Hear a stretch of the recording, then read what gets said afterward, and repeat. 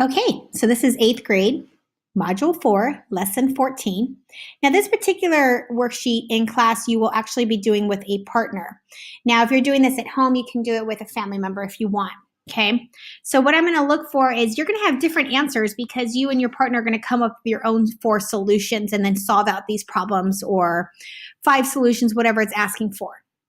So this is a lot like the lessons we were doing before, especially the one we did prior, lesson 13, where you picked your own 4 solutions. So just a helpful tip, you want to make sure that you pick solutions that will work for one of your values here. So maybe for the first one, I would actually pick a value for y, because technically your x is already by itself. If you rewrote this, it'd be x plus 2y equals 5. So I would pick values for y because your x is already isolated. And over here, you actually don't even have a y. 0 times y is nothing. So this is x equals 5.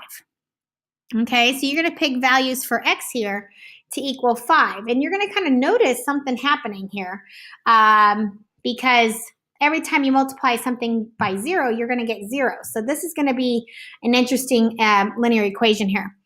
Now, what is the difference between these equations? How did you graph them? You're just going to write in your own answers.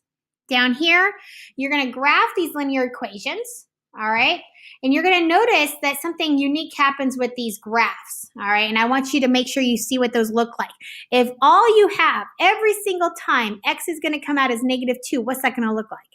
If every single time x is going to be 3, what is that going to look like? All right? Then again, down here, think smart. Think, okay, what should I put in for my values? Well, again, basically this is 2x plus y equals 2 because we don't write the value of 1y. So here I would put in values for x because your y is already isolated. Now you notice here we have 0 times x, which basically means that's gone. So this is y equals 2 because again, we don't write the 1. All right, talk about how those are different. Graph if only your y was -2. What if only your y was 3, and what would that look like? So you're going to need some graph paper. Your graphs don't need to be very large, but you do need to show your work for your solutions here that you chose. So you can do that on the back of this worksheet or on a separate sheet of paper. All right, so that's it for me sharing with you today on this lesson.